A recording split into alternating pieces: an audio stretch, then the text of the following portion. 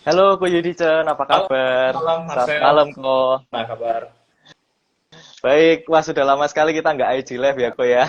Lama nih. Iya, gimana nih Ko? Di Bandung panas atau hujan nih Ko? Wah, lagi hujan terus nih di Bandung. Oh, Lagi hujan di terus. Semarang hari ini panas nih Oh, Ko Yudi.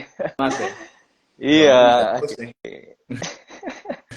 tapi kalau hujan-hujan pastinya tetap cuan terus ya Ko Iya ya. dong. Ada aja menu-menu cuan. Asik.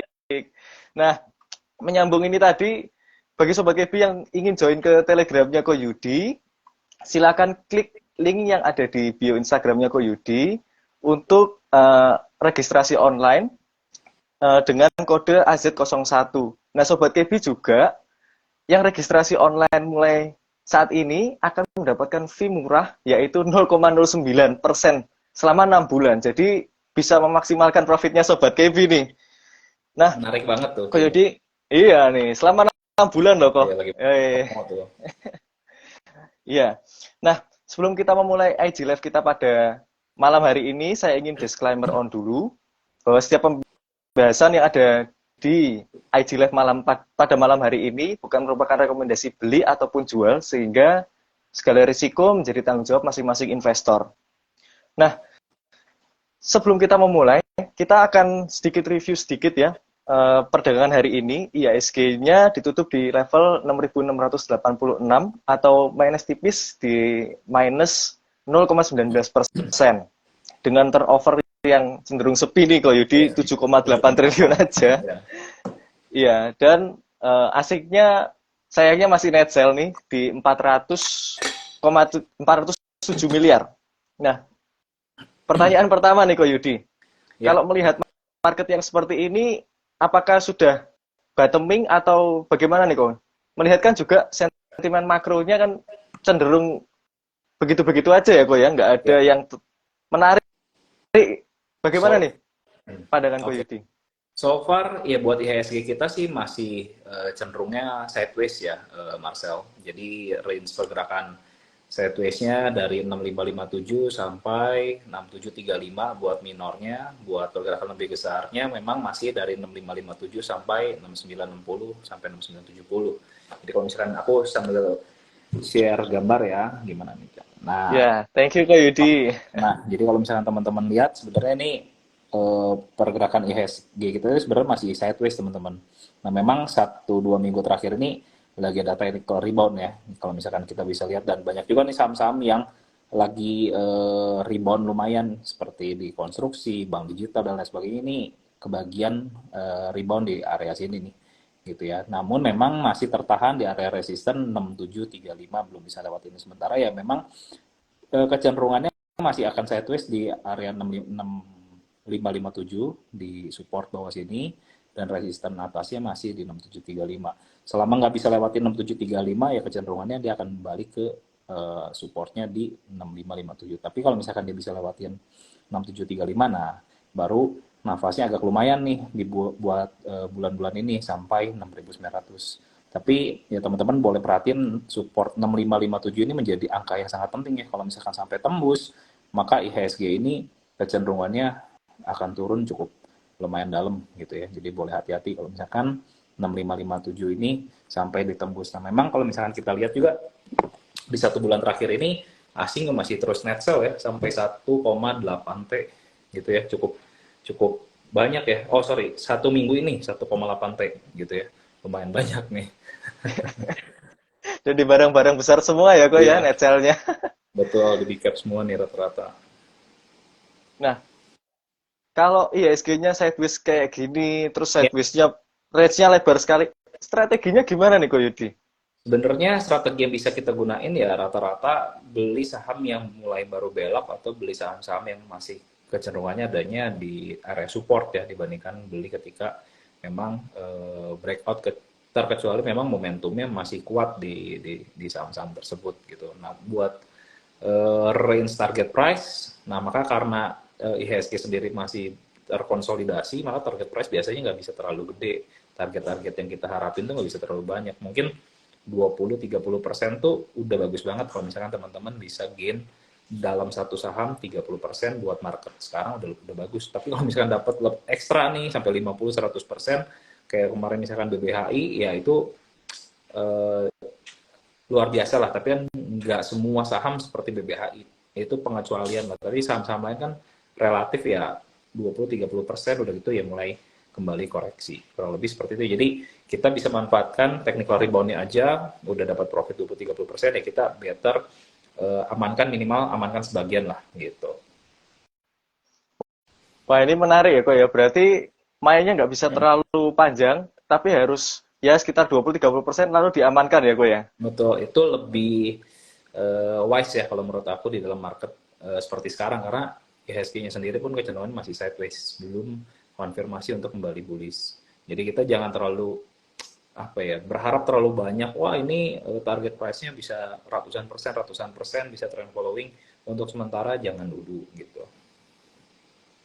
Wah, ini terima kasih nih kok dikasih strategi begini. Ya, Karena kalau misalnya 20-30% ini ditambah kalau transaksi fee-nya murah, wah ini yang akan lebih optimal nih kok ya, cuannya betul. ya kok ya.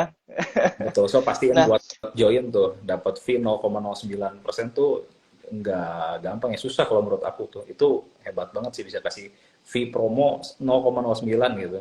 Aku aja dan dulu sampai enam awal bulan loh susah kok. tuh, betul. Sampai 6 bulan lagi. So pastiin buat join. Ya, terima kasih kok Yudi. Lanjut ke pertanyaan selanjutnya ya kok ya. Boleh. Kalau indeksnya sideways, terus tadi Hmm. range-nya sekitar segitu, kira-kira peluangnya itu di sektor apa nih kok Yudi? Oke. Kalau misalkan kita lihat ya, sebentar aku kasih ini.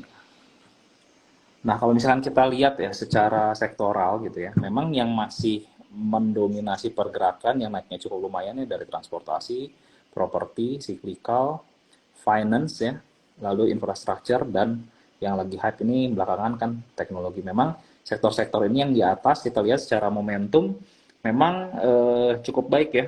Jadi ya kita boleh perhatiin saham-saham di dalam sektoral tersebut. Misalkan di transportasi gitu ya, kita bisa lihat yang naiknya udah lumayan banyak kan seperti ASA gitu ya, lalu Bird gitu itu naiknya udah cukup lumayan banyak karena memang momentum juga bagus. Namun di kolom di improving nih kita bisa perhatiin seperti TRJA tapi memang ini masih konsolidasi di bawah nih belum naik gimana tapi ya mungkin boleh diperhatikan. Lalu properti juga ini sangat menarik, belakangan juga udah naik cukup lumayan ya, seperti Sumarekon udah naik dari 520 sampai 700, CTRA, dan lain sebagainya. Itu udah naiknya cukup lumayan juga.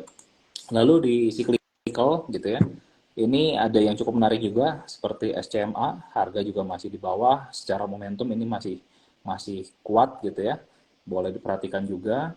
Lalu di infrastruktur, kita di kemarin di channel udah sempat mention juga ya, seperti PTPP, ADI, Wika, ini sangat bagus banget secara pergerakan dari rotasi sektoral juga cukup bagus sekali. Namun mungkin di yang lebih kecil boleh diperhatiin seperti WG atau Weton. Lalu di teknologinya sendiri yang cukup menarik seperti MTech, Buka, dan Wirge. Mungkin itu yang bisa teman-teman perhatiin ya, gitu secara sektoral. Sebelum masuk ke saham-sahamnya nih kok, Hmm, kalau ini sedikit agak keluar sedikit ya kok ya. Tadi boleh. kan kita tidak ada membahas eh, di energi sama sekali ya kok ya, sektoral energi begitu ya kok. Iya. Nah, ini tadi kalau kita melihat harga komoditasnya, Hmm. CPO ini kan naiknya cukup lumayan. Kalau menurut Ko Yudi ini apakah terus akan naik atau gimana nih kok? Kalau melihat dari harga CPO-nya ini kok. Em, sementara sih sebentar ya, aku sambil buka Cryptom ya. Sebenarnya biasanya sih kalau CPO ya banyaknya jalan tuh di bulan-bulan dekat-dekat Imlek sebenarnya.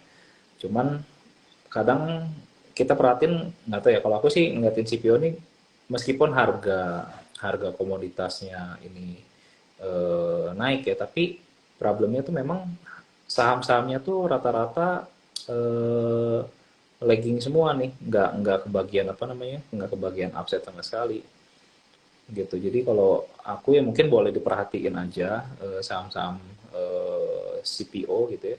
Tapi ya memang pergerakannya nggak kuat ngekor kayak misalkan apa ya, batu bara harganya naik gila-gilaan, saham-sahamnya langsung langsung ngikut merespon gitu ya. Tapi kalau CPO kayak hari ini udah naik 7%, di harga 3.785, tapi ya sahamnya nggak gerak yang signifikan gimana ya, seperti kayak misalnya DSNG aja hari ini cuma 0,9 gitu ya.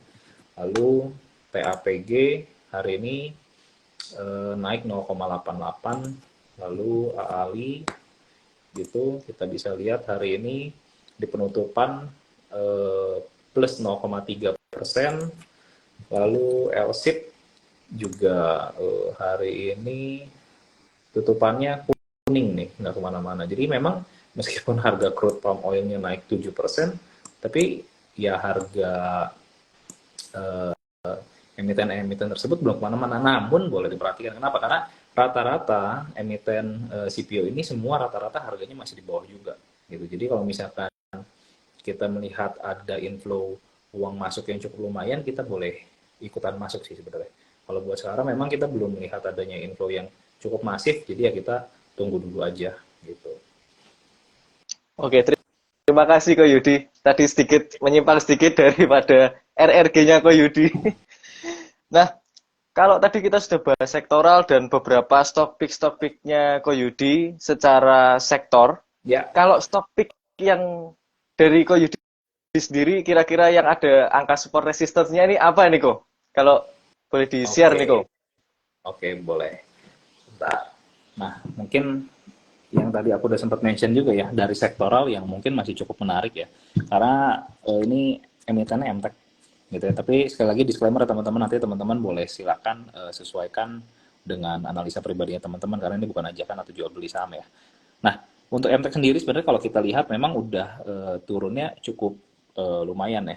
Dan kemarin-kemarin udah mulai naik harganya dari 600-an di penutupan hari ini di harga 750, di mana harga 750 ini udah bisa melewati area dari resisten harga 735. Nah, selama MTEK ini masih bisa berada harganya di atas 735, maka MTEK ini masih berpeluang untuk kembali naik ke area target selanjutnya di range harga 825 bahkan 900, Marcel.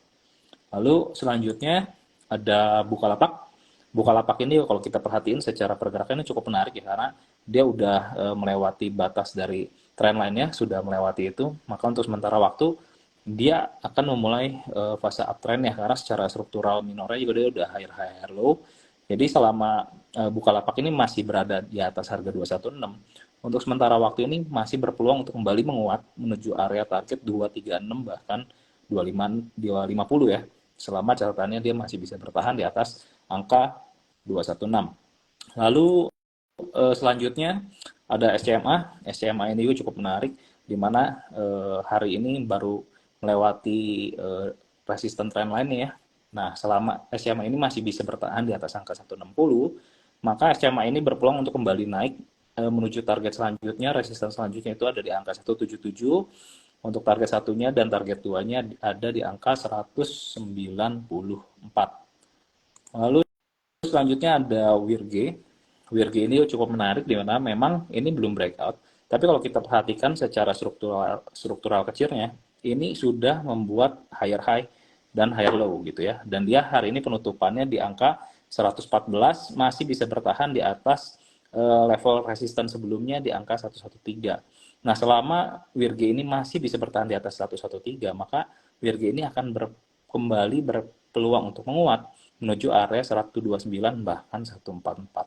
Jadi area 113 ini menjadi key point yang cukup penting. Selama bisa bertahan di atas ini, arahnya masih ke atas gitu ya. Tapi kalau udah turun di bawah itu, dia akan kembali turun ke support sebelumnya.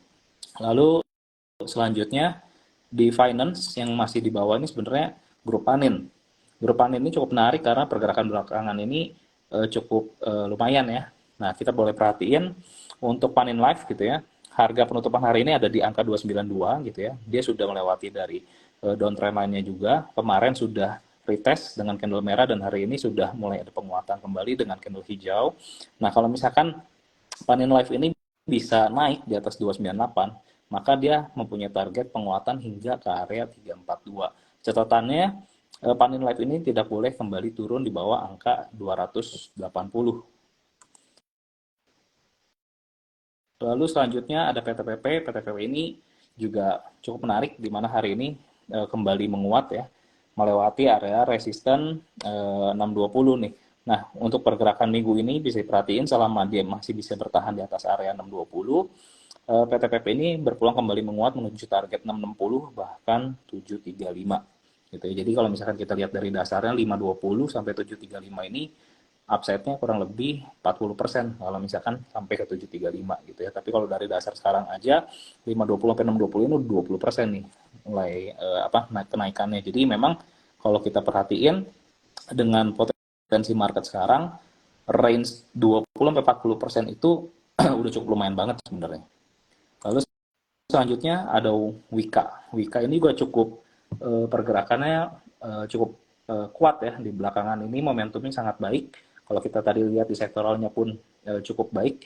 Nah, di mana hari ini dia udah bisa melewati area resisten sebelumnya di area 540 gitu ya. Untuk sementara waktu target kenaikan Wika ini akan kembali menguat menuju area 610 untuk target pertamanya, lalu target keduanya ada di area 680. Catatannya harus berada di atas 540. Lalu selanjutnya, ini tertinggal tadi, PNBN. PNBN ini sudah melewati downtrend line juga, lalu dia sedang retest di dalam dia punya channel. Selama PNBN ini masih bisa bertahan di atas 1100 ya, hari ini tutupan di 1110, selama dia masih bisa bertahan di atas 1100, di dalam dia punya channel uptrendnya, maka dia akan kembali berpeluang untuk menguat menuju target 1210 bahkan 1280. Lalu terakhir, ini nggak ada di sektoral yang RRG, cuman boleh diperhatiin ini Same gitu ya, sektornya memang agak nyeleneh beda sendiri sama yang lain. Tapi kalau kita perhatiin secara tren, yang pertama ini garis biru yang kuat ini dia adalah MA200 teman-teman gitu ya, dan polanya dia sudah break dari double bottom, lalu dia naik cukup lumayan, dan sekarang dia lagi merah. Kemungkinan besar dia akan kembali pullback gitu ya, untuk menyempurnakan chart pattern double bottomnya menuju area 328, maka area 328 hingga 334, 340 ini bisa menjadi area entry untuk kembali terjadinya penguatan hingga area target sesuai dengan chart pattern-nya yaitu 414. Dengan catatan dia nggak boleh turun daripada neckline-nya ini di bawah 328. Kurang lebih seperti itu, Marcel. Wah, thank you banget kok Yudi. Ini saham-sahamnya dari berbagai sektor, jadi ini Sobat Kevi bisa punya pilihan yang banyak ya, Sobat Kevi semuanya. Kalau mau ada stock pick yang secara intraday market, tiba-tiba kok Yudi nanti, oh ini menarik nih, Sobat Kevi bisa join grup telegramnya kok Yudi. Iya dong. Di link yang ada di bio Instagramnya kok Yudi, dan jika Sobat Kevi buka akun sekarang, dapat fee 0,09 selama 6 bulan. Nah, sebelum ke pertanyaan Sobat Kevi, saya ingin menginformasikan sedikit mengenai kelas teknikalnya Koyudi nih. Koyudi sedang mengadakan kelas teknikal 1.0. Ini via Zoom ya Koyudi? Betul, via Zoom.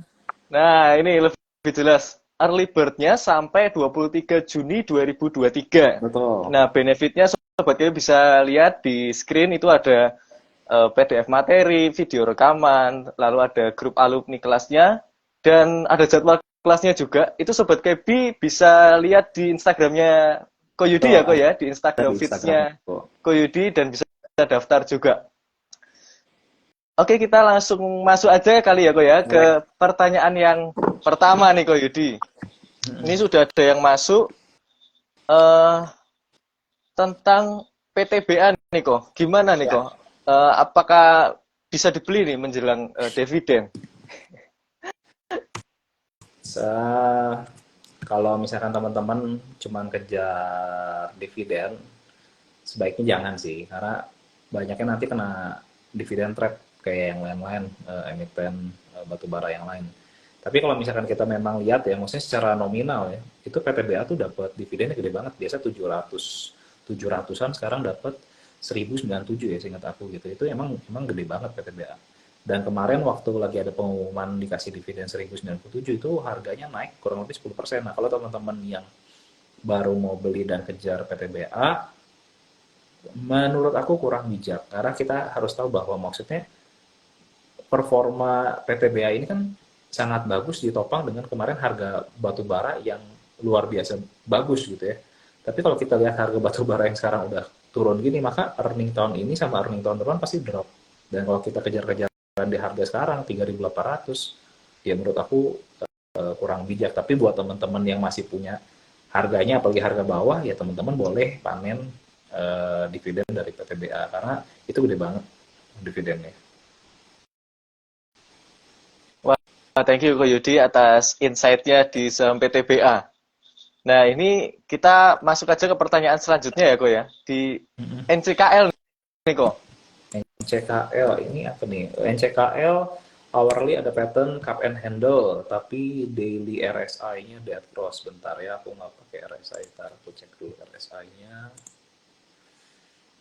NCKL ya. Sebentar ya. RSI. Tapi daily RSI-nya dead cross. NCKL. Kayaknya belum ada dead cross ya kalau di daily-nya sih, cuman kalau kita turun ke 1 hour coba ya, cup and handle, aku pun nggak ada lihat pattern cup and handle sih sebenarnya, coba ya. Nah ini kan NCKL ini chartnya 1 hour nih. Ini pertanyaan dari siapa ya? Mose Saiga nih. Ya, NCKL ini hari ini harganya berapa sih? 995 ya. Kita lihat, ntar aku matiin dulu MACD-nya yang di bawah. Nah, yang di bawah ini RSI ya. Kalau misalkan tadi kita masuk ke daily gitu ya. Daily ini sebenarnya masih naik nih. RSI ini sebenarnya berkaitan sama momentum. Jadi kalau dibilang dead cross ya ini sebenarnya belum ada dead cross-nya gitu ya. Terus kalau kita tadi turun ke apa namanya? Ke 1 hour, pertanyaannya di pola yang mana cup and handle? Apakah polanya di sini gitu, cup and handle-nya? Aku butuh ini apa namanya? Butuh info lebih detail sih dari pertanyaannya. Cup and handle-nya dari kapan ke kapan nih? Kalau di sini cup and handle ini oke. Karena ini memang benar. Karena cup and handle ini adalah pola continuation. Jadi kalau misalkan depannya ini adalah uptrend gitu ya, depannya ini uptrend, ini cup and handle, maka memang NCKL ini sesuai dengan chart pattern-nya, nanti dia akan naik satu kali tinggi dari ini, berarti menuju area kurang lebih targetnya di area 1115. Dan posisi sekarang ini NCKL ini lagi pullback ke area neckline. Jadi selama NCKL ini masih bisa bertahan ya di atas area 990-an, ya so far masih berpeluang untuk kembali naik sih. Sebenarnya kalau kita lihat dari chart 1 jamnya, kurang lebih seperti itu ya. Thank you Ko Yudi. Ini tadi betul cup and handle-nya dari situ katanya. Oke. Ini tadi ada beberapa pertanyaan yang sudah dijawab ya di stock pick yang tadi sudah di-share Ko Yudi, yang ada support resistance-nya. Ya. Jika Sobat KB ketinggalan, nanti mungkin bisa ikut menonton rekamannya di Instagram setelah live ini berakhir, atau nanti bisa juga di YouTube-nya KB Valburi Sekuritas Semarang. Oke, lanjut ke pertanyaan selanjutnya. Ini saham Esta, Ko. Saham Esta. Bentar ya. Esta, oke. Kenapa dengan saham Esta? Tadi pertanyaannya apa ya dengan Esta? Hanya mungkin minta view aja ya kok ya ini. Oke. Sepertinya. View aja ya. Oke, sebentar ya.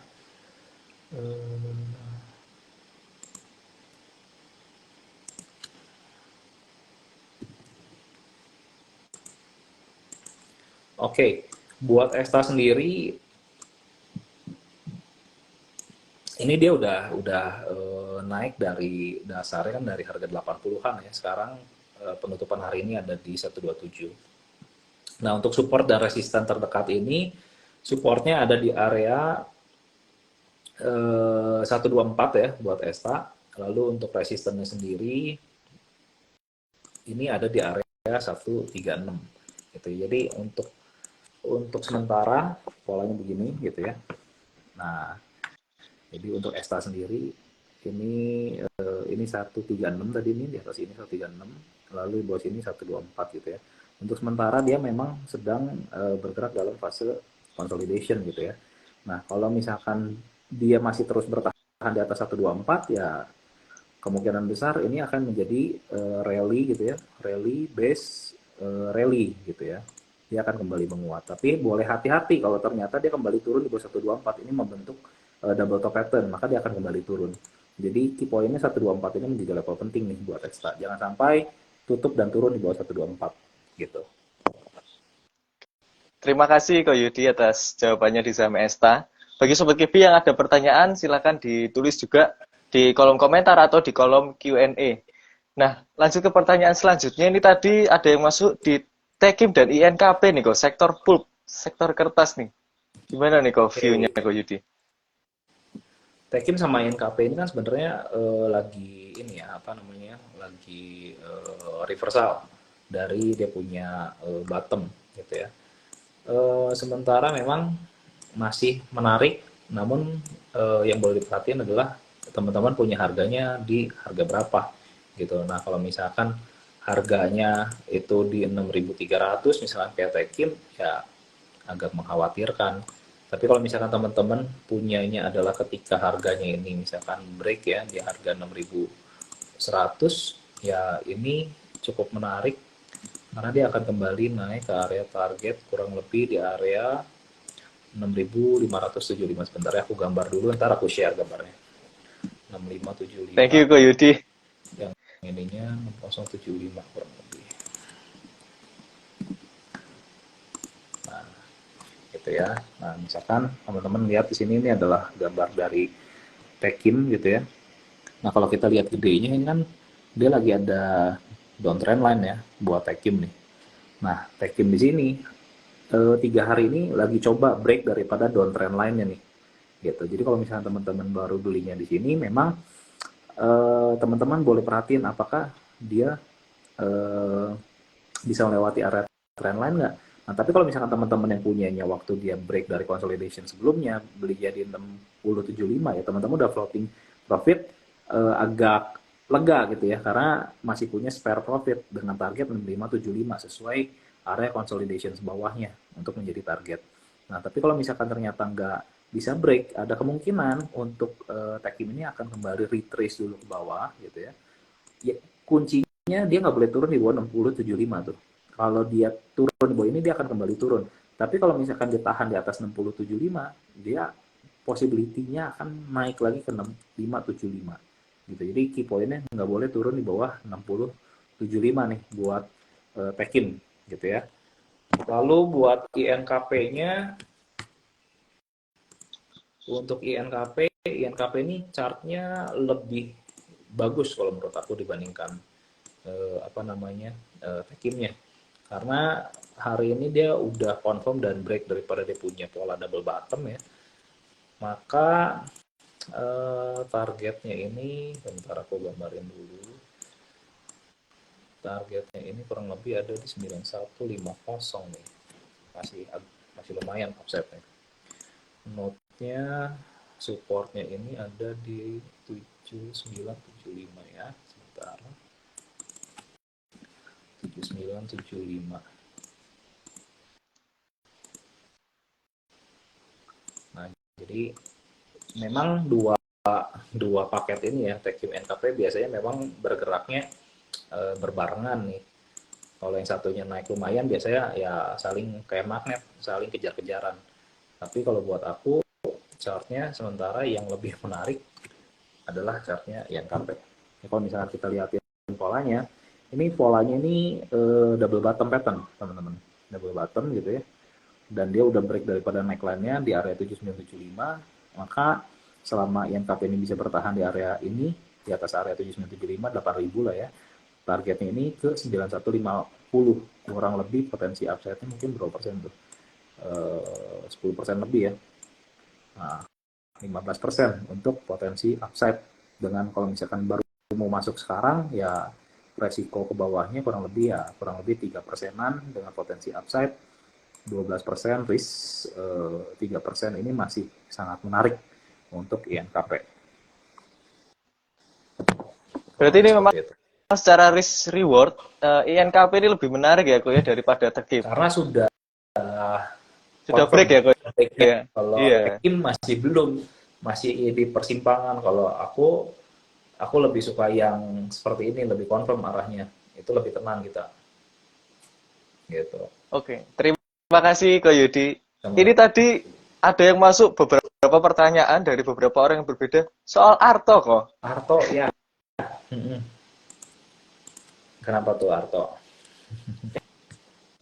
Bank digital yang lain kan pada Arto manggung nih kok. Arto Arto. sebenarnya udah naik lumayan banyak. Itu di grup Valburi udah call dari berapa? Di 2000 sekian tuh. Targetnya kan udah pada nyampe yang awal 23, 24, 25, 26 udah pada kena semua tuh sebenarnya.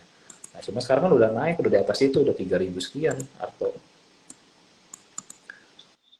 3000 berapa nih? Hari ini 2980 gitu. Kita nah hari ini udah mulai belok lagi. Bentar ya.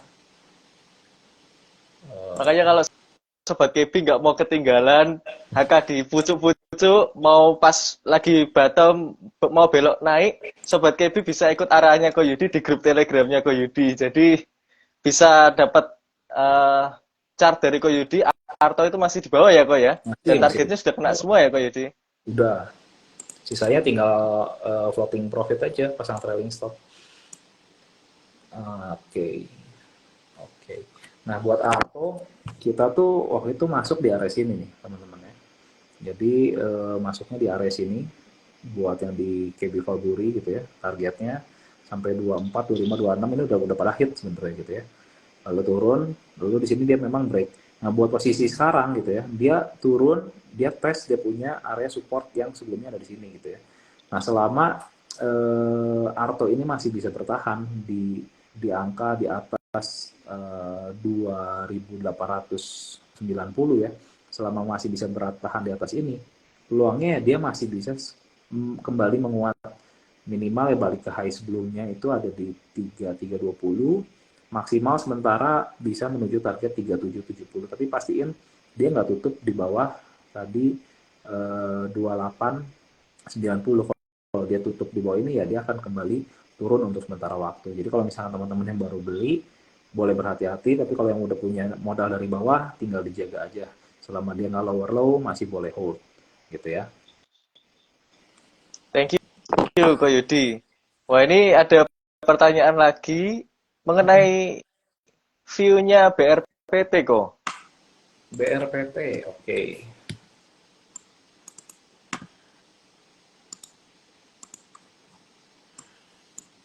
BRPT ini sebenarnya apa yang namanya ya? Majornya sideways banget gitu ya. Jadi dari 2019 dia udah bikin high tertinggi gitu ya. Jadi dari 2019 ini kan dia udah bikin high tertinggi gitu ya. Sampai sekarang ini sebenarnya dia majornya masih consolidation dan makin lama makin sempit nih range pergerakan harganya gitu. Jadi kalau kita lihat di pergerakan harga yang terakhir gitu ya.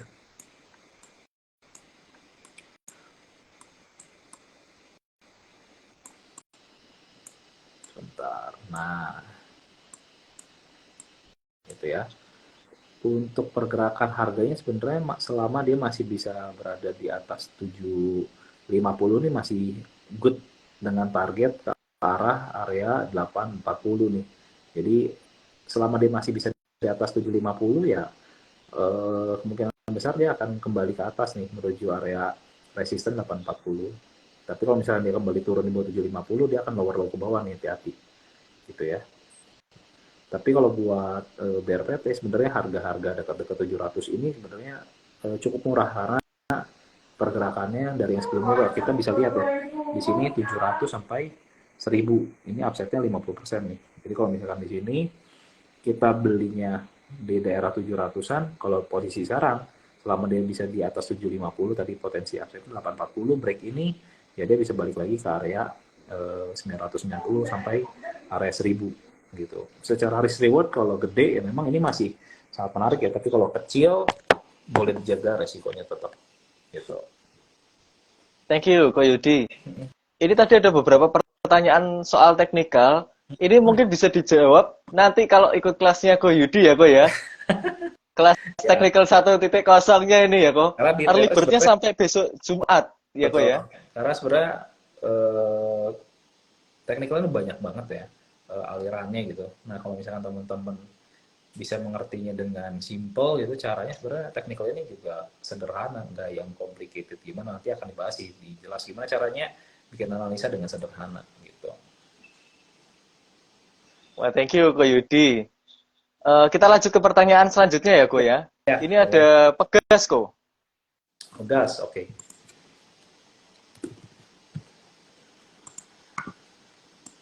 Pegas ini kan kemarin udah bagi dividen ya, kurang lebih 8% sih kata aku kalau nggak salah ya. 8%, terus dia langsung memang opennya gap down gitu ya, open gap down. Jadi kalau buat pola sebenarnya, bentar, mana nih ininya?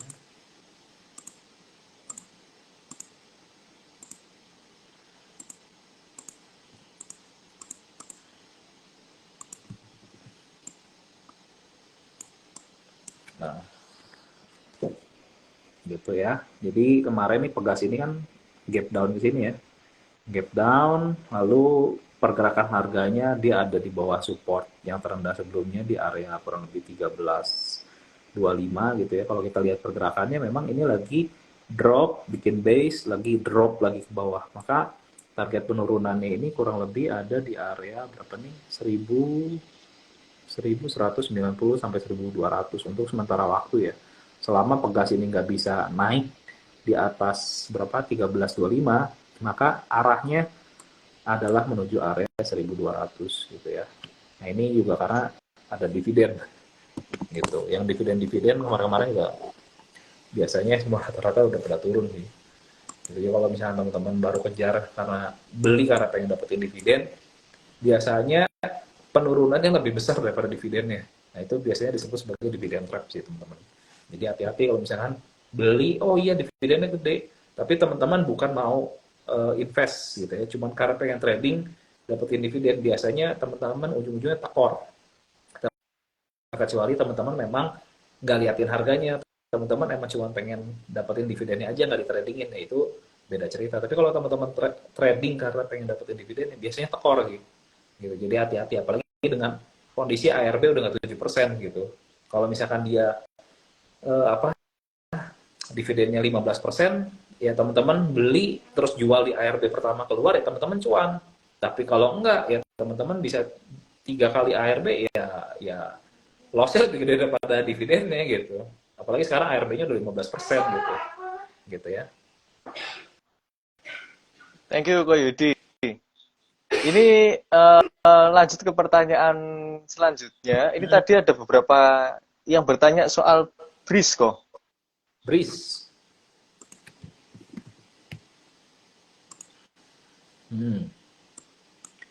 BRIS ini sebenarnya dulu ya di 2020 kan udah naik sangat signifikan ya. Dari 100 sampai harga 3.800 sekian. Nah, di pergerakan belakangan ini memang secara pola, kalau misalkan kita lihat secara tren, ini udah ada penguatan kurang lebih 70%-an ya, dari low-nya dari 1.100 sampai kemarin high tertingginya 1.800. Dan kalau misalkan kita lihat pola gitu ya, sebenarnya pola ini paling bagus tuh waktu dia break, kalau misalnya teman-teman baru mau beli ya, itu paling bagus ketika dia break dari consolidation yang ada di sini, dan ini udah melewati MA200. Nah, ini bagus untuk beli gitu. Tapi kalau misalkan sekarang baru mau beli gitu ya, sekarang baru mau beli nih, ada baiknya teman-teman tunggu turun ke area 1.550 nih, dari sini sampai 1.500. Nah, supaya kenapa? Supaya risk rewardnya ini jadi menarik. Kalau misalkan dia naik lagi ke atas jadi menarik. Kalau posisinya sekarang di tengah-tengah sini, risk rewardnya sebenarnya kurang menarik gitu. Tapi kalau misalkan udah punya, teman-teman jaga aja supaya jangan sampai tembus di bawah 1.540. Kalau misalkan dia tembus di bawah 1.540, sementara waktu dia akan kembali consolidation ke bawah nih gitu ya. Jadi boleh hati-hati. Jadi untuk pergerakan sekarang sekarang memang beli sini masih consolidation di 1540 sampai 1800 gitu. Jadi kalau mau memanfaatkan beli, tunggu dekat-dekat 1540 1600 ke bawah lah, itu lebih safe gitu. Risknya rendah, rewardnya masih oke.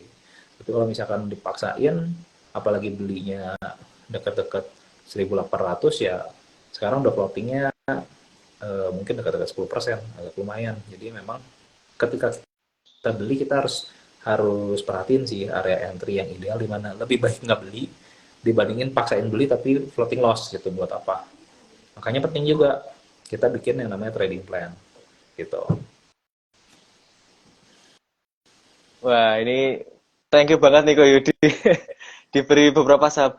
Nah, ini masuk ke satu grup tertentu ini Ko ya. Tadi kan salah satu emitennya dari grup Bakri IPO ya Ko ya. Nah, ini kalau iya yang VKTR. Kalau yang emiten-emiten grup ini kira-kira ada yang menarik nggak nih Ko untuk diperhatikan? Tadi ada beberapa pertanyaan soal Bremes nih Ko mungkin. BRMS aku suka. Kalau BRMS itu kita udah masuk dari harga berapa ya kemarin yang terakhir ya. BRMS bentar ya. Awal itu kita dari 122 kemarin swing sebelumnya. BRMS. Buat aku sih ini emiten yang sebenarnya cukup menarik ya, cuman memang ya ada bakrinya gitu, tapi secara pola pergerakan gitu ya, secara pola pergerakan sebenarnya kemarin 122 tuh di area sini nih teman-teman nih. Jadi kemarin 122 udah naik cukup lumayan ya. Sekarang memang lagi turun lagi dengan penutupan hari ini 131.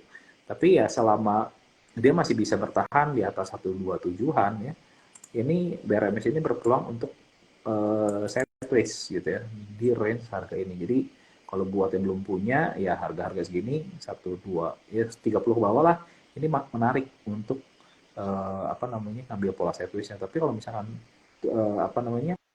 udah punya ya dijaga aja, jangan sampai turun di bawah 127 gitu. Tapi so far menurut aku ya kalau buat company gitu ya memang kalau secara per mahal kali ya 100 kali lebih. Tapi kalau kita liatin prospeknya gitu ya, buat emiten ini dengan dia tambah dia punya capacity pabrik di tahun ini, harusnya earningnya sih akan membaik sih BRMS tahun ini. Gitu. Jadi mungkin akan membaik di Q3, Q4 sampai ke tahun depan harusnya ada perbaikan earning ya. Jadi boleh diperhatiin kalau misalkan mau beli, yang pasti beli ya nawar lah harga-harga murah gitu, jualnya harga-harga mahal gitu. Karena tadi sekali lagi IHSG-nya lagi sideways nih, jadi kita biasanya manfaatin beli lagi murah, jual lagi mahal. Beda sama bullish, kalau lagi bullish ya kita harus berani HK ke atas supaya kita dapat barang, kalau nggak dapat barang. Tapi kalau market sekarang kita HK-an ke atas, yang ada kita nyangkut di pucuk, nanti jadi tim pucuk, nyangkut semua barangnya. Gitu. Iya, Ko. Thank you banget. Ini mungkin pertanyaan terakhir ya, Ko ya. Ini Boleh. sektor infra itu misalnya sektor telco. Mohon maaf. Misalnya MTEL ini bagaimana, Ko? MTEL coba ya. MTEL ini harganya udah di bawah harga IPO ya. Coba.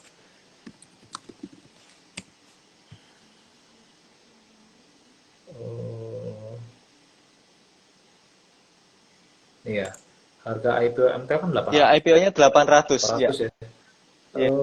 Harga sekarang ini 685. Nah, memang kalau kita lihat polanya, sekarang ini dia lagi sideways-nya di range harga 640 sampai 800 nih. Jadi kalau misalkan teman-teman ketemu saham-saham polanya kayak gini ya, ada bagusnya nih teman-teman beli di range pergerakan harga yang bawah gitu. Ini menarik kalau misalkan teman-teman beli, atau misalkan ketika kemarin dia breakout di sini, ini masih oke lah. Targetnya di mana ya? Resisten 1, resisten 2, resisten 3 gitu. Itu menarik. Karena memang kalau kita lihat pergerakannya masih cenderungnya sideways gitu, dan MA 200 ya harga masih di bawah MA 200. Jadi masih memang lemah gitu ya, masih bearish gitu. Tapi ya secara pola sideways. Tapi kalau kita lihat indikator dia menjadi bearish sekarang di bawah MA 200. Jadi sarannya apa? Sarannya kita manfaatkan sekali lagi dengan kondisi market seperti sekarang, belilah dekat-dekat area support. Atau ya teman-teman boleh nggak beli breakout? Ya breakout kalau dari falling wedge yang gitu-gitu oke, tapi kalau breakoutnya di atas apalagi breakoutnya dari rising wedge, aduh itu hati-hati gitu. Jangan-jangan kita beli tim pucuk nanti. Iya. Gitu. Pertanyaan MTEL tadi menutup pembicaraan kita pada malam hari ini di IG Live yang spesial ini. Sekali lagi thank you Ko Yudi.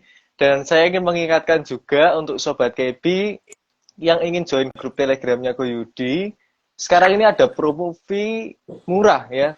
Fee-nya hanya 0,09% dan selama sampai 6 bulan Sobat KB dari akun jadi. Jadi ini sangat menarik dan bisa mengoptimalkan cuan dari Sobat KB semuanya. Nah, kalau mau daftar dan mau ikut grup telegramnya Ko Yudi, silakan klik link yang ada di bio Ko Yudi. Di link tree-nya itu ada registrasi online. Sobat KB bisa klik link tersebut. Dan juga saya ingin mengingatkan untuk join kelas teknikalnya Ko Yudi. Dan ini masih early bird ya Ko ya, sampai Jumat. Besok Jumat minggu ini tanggal 23. Jadi Sobat KB yang tertarik untuk belajar teknikal bersama Ko Yudi, ada grup alumninya, ada PDF materi, ada rekaman, dan bisa tanya jawab langsung dengan Ko Yudi mengenai teknikal yang lebih detail. Sobat KB bisa cek postingannya Ko Yudi ya Ko ya, di IG feeds-nya Ko Yudi ya Ko. Iya. Terus buat teman-teman nih misalkan yang lagi galau ya, buat kuartal 3 dan kuartal 4 atau di semester 2 marketnya kayak apa nih? Nah, teman-teman bisa langsung ikut outlook-nya IIE ya.